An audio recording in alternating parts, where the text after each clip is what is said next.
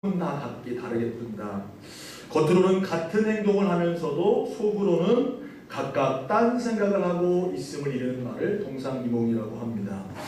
오늘 본문의 말씀은요, 예수님이 예루살렘에 입성하기 바로 이전에 있었던 사건을 기록하고 있습니다. 오늘은 무슨 주일이죠? 종려주일이라고 합니다. 무슨 주일이요? 종료주일이 아니라 종려나무 가지를 흔들고 예수님의 예루살렘 입성을 환호해서 사람들이 호산나 호산나 다윗의 자손이여 찬송하리로다. 예수님이 예루살렘에 입성할 때에 그가 메시아로 등극함을 송축함을 기리는 종려주일입니다.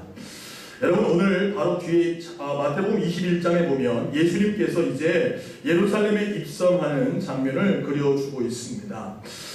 우리 성경 한번 읽어볼까요? 마태복음 21장 1절의 말씀을 우리 같이 한번 읽겠습니다. 시작. 그들이 예루살렘에 가까이 가서 감람산 벳박에 이르렀을 때에 예수께서 두 제자를 보내시며, 예수님은 예루살렘으로 가시면서 감람산 벳박에 이르렀을 때에 두 제자를 보내게 됩니다. 왜 보냈냐면 예수님이 예루살렘에 입성하실 때에 타고 갈 나귀 새끼를 끌어오게 하려고 그랬습니다. 예수님의 명령대로요, 제자들이 가보니까 진짜로 나귀와 나귀 새끼가 매여 있는 겁니다. 그래가지고 그 주인에게 요청을 하게 되죠. 우리가 이 나귀와 나귀 새끼를 끌고 가도 되겠습니까? 물어봤더니 왜 그러냐? 그때에 주님이 말씀하신 대로 주가 쓰시겠다. 주님께서 이것을 쓰길 원하십니다. 이렇게 얘기하자 그 주인이 순수하게 내어주는 겁니다. 여러분 기억하세요. 예수님은요, 모든 것을 다 아시는 분임을 깨달으시게 되기를 주님의 이름으로 축원합니다. 거기에 나귀 새끼가 있을 것도 아셨고, 또한 주가 쓰시겠다 요청할 때에 그 사람이 나귀 새끼를 내어줄 것도 이미 다 알고 있었어요. 그래서 제자들이 이 나귀 새끼를 가져다가 그 위에 옷을 깔고 예수님이 그 위에 타고 이 겸손의 왕으로 나귀 새끼를 타고 어디 입성하는 거예요? 예루살렘으로 입성하기를 시작하는 겁니다. 이것은요, 선지자로 예언하신 말씀을 이루기 위함이었습니다. 마태복음 21장 4절과 5절 말씀을 읽어볼까요? 시작.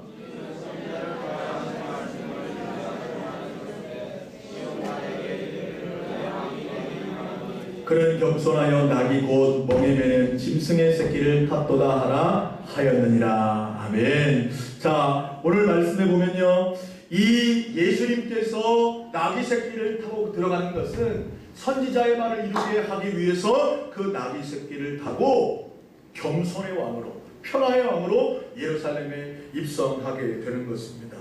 제자들도 너무나 기뻤습니다. 또한요, 예수님의 예루살렘 입성을 많은 사람들이 환호하기를 시작합니다. 그래서요, 종려나무 가지를 꺾어 들고 자신의 겉옷을 예수님이 가는 길에 다 펴놓고 호산나 호산나 다윗의 자손이여 찬송하리로다. 주의 이름으로 오시는 이여 호산나, 이렇게 외치기를 시작하는 거예요.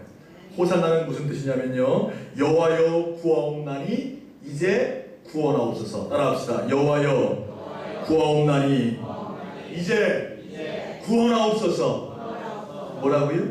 여호와여 우리를 구원하옵소서. 그래서 예수님을 향해서 호산나 호산나 다윗의 자손이여 이렇게 외치기 시작하는 겁니다. 그런데요, 이 길을 걸어 들어가는 예수님의 생각과 또한 그 옆에 있는 제자들과 백성들의 생각이 같다 다르다는 거예요. 함께 예루살렘으로 입성하고 있습니다. 예수님은 나귀 새끼를 타고요, 많은 사람들에게 환호 가운데에 예루살렘에 들어가고 있는데, 예수님과 같이 제자들이 행동하고 있는데 예수님의 생각과 제자들의 생각이 다르다는 거예요.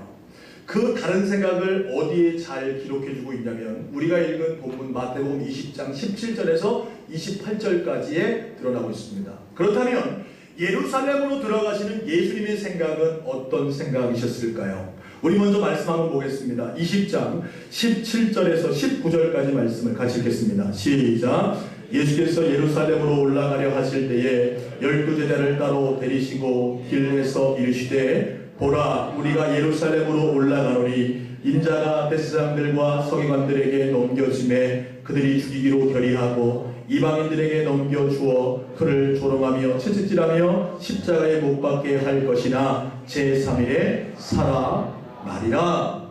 아멘. 여러분, 예루살렘으로 들어가는 예수님의 생각에는 온통 무슨 생각이 가득해 있냐면 십자가가 그의 머릿속에 가득해 있습니다. 예수님이 예루살렘으로 올라가면 나는 대제사장들과 또 서기관들에게 넘겨지게 되게 할 것이고 그들이 나를 죽이기로 결의할 것이며 그들은 나를 채찍질하고 핍박하며 조롱하여 십자가에 넘겨줘서 나는 뭐 할 것이다? 죽을 것이다. 지금 예루살렘으로 들어가는 예수님의 생각에는 고난과 십자가와 고통, 그러나 그 십자가 죽음 이후에 3일 만에 부활하셔서 모든 죄악 가운데 있는 인류를 구원하실 구원의 생각으로 가득 차 있는 거예요.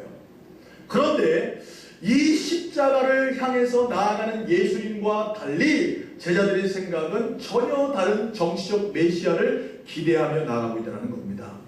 오늘 20절부터 쭉 보면요, 예수님이 이 이야기를 제자들에게 한 뒤에 다시 길을 가는데 이 세베대의 아들, 그러니까 야고보와 요한이라는 예수님의 제자의 어머니가 예수님께 찾아오는 거예요. 그리고 예수님께 뭐라고 말하면 이렇게 말합니다. 우리 한번 읽어보겠습니다. 자, 20절, 21절 시작.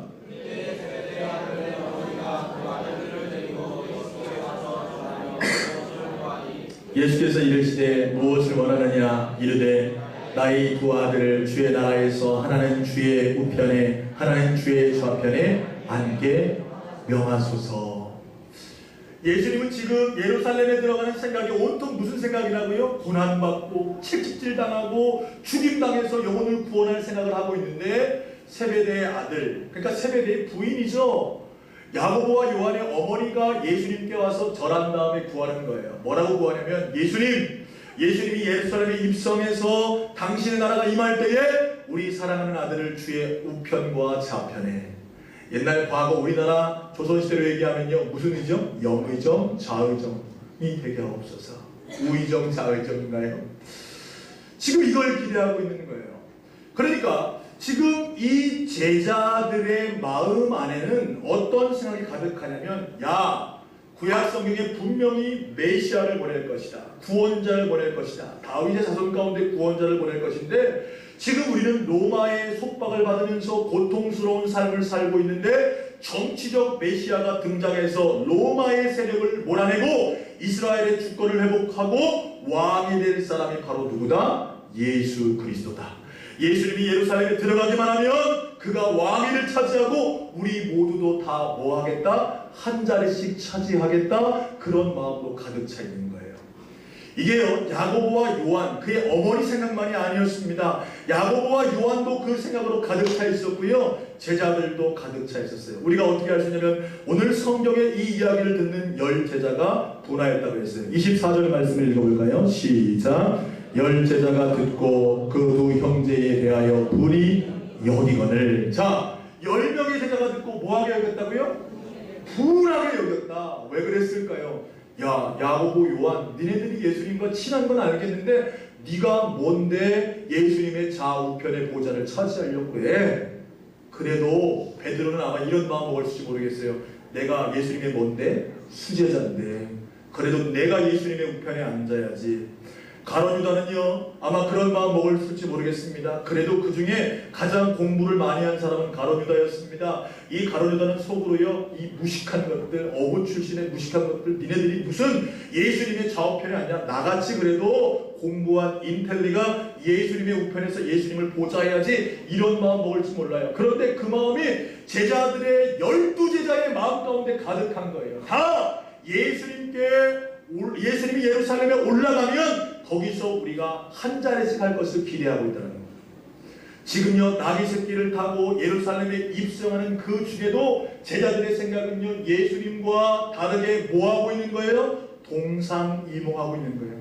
함께 길을 걸어가고는 있지만 예수님은 고난과 십자가와 못 박히시고 채찍에 맞으시며 고난당하실 것을 생각하며 그 십자가를 무겁게 지기 위해서 그 길을 가고 있지만 제자들은 너무나 기뻐서 환호하면서 야, 이제 다 끝났다, 우리가 이 나라를 통치할 것이다 라는 마음 가지고 지금 예루살렘에 들어가고 있다는 사실이죠. 사랑하는 여러분, 종교주의를 맡는 저와 여러분의 생각은 무엇으로 가득 차 있습니까? 여러분, 기독교의 핵심은 희생이요 십자가입니다. 한번 따라합시다. 기독교의 핵심은 희생이요 십자가다. 여러분, 예수 믿는 것은 왜 믿는 것이냐면 십자가 지기 위해 예수 믿는 것입니다. 여러분, 예수님을 왜 믿는 것입니까? 희생하기 위해서 믿는 것입니다. 우리가 한 주간 동안 여러분 전도 주간을 선포하고 이제 다음 주 부활주일에 새생명 축제로 전도 초청주의를 하기 위해서 여러분 다 초청장을 나눠드리고 전도하라고 제가 말씀드렸습니다. 여러분, 우리가 왜 전도하는 것입니까? 여러분, 한번 기억해 봐야 돼요.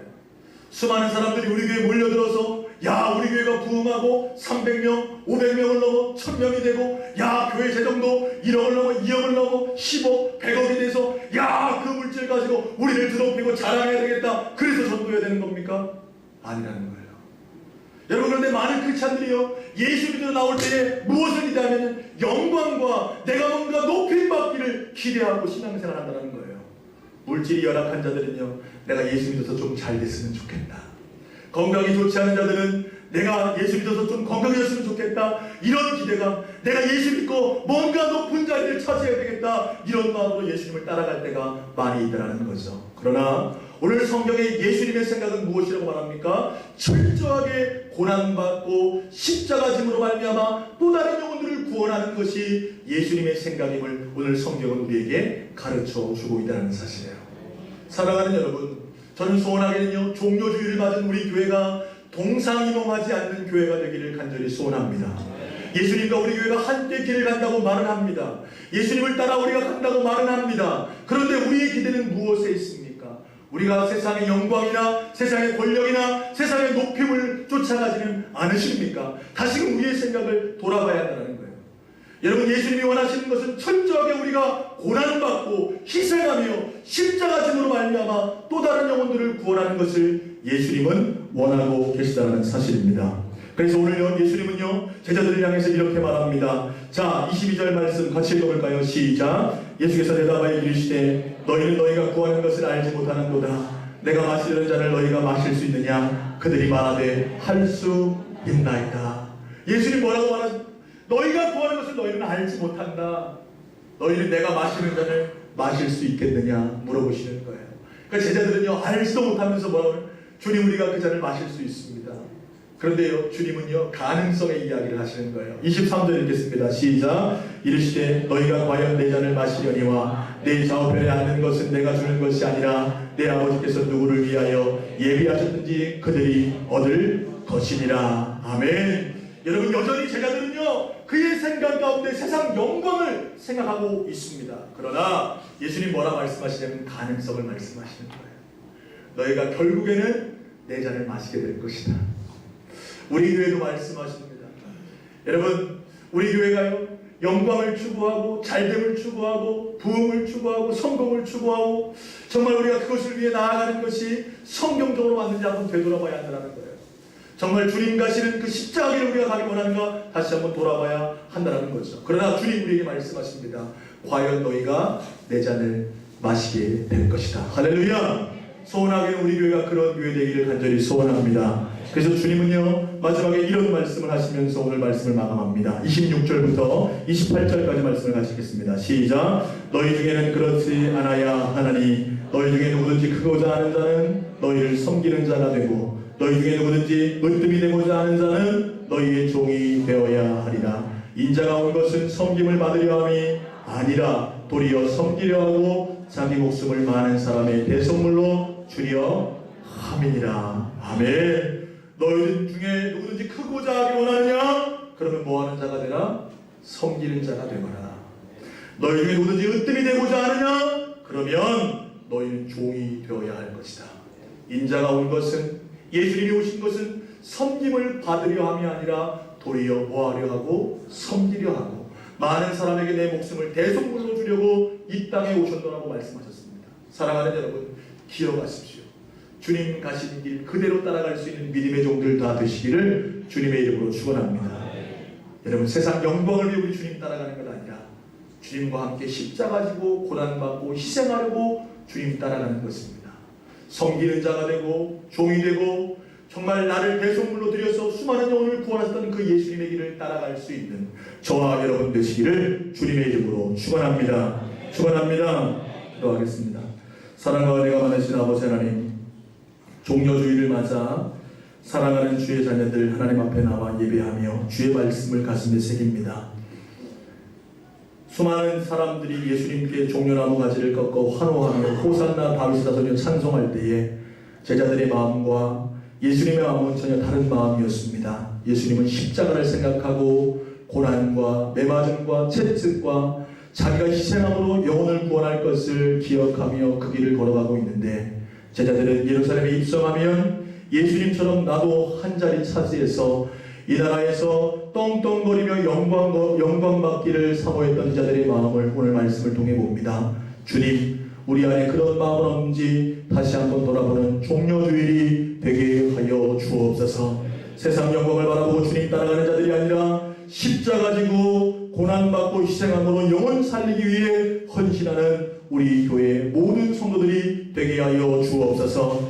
누구든지 으뜸이 되고자 하면은 종이 되어야 하고, 섬김을 받기 원하면 섬기는 자가 되어야 한다고 말씀하신 그 말씀 새기고, 하나님 우리 교회가 나라와 민족을 섬기며 부여를 섬기며 수많은 영혼들에게 십자가 지고 희생함으로 영혼을 구원해낼 수 있는 하나님의 교회 되게 하여 주옵소서. 예수님 이름으로 기도합니다. 아멘. 우리 다 함께 일어나셔서 내는 주의 영광을 보내 찬양하겠습니다.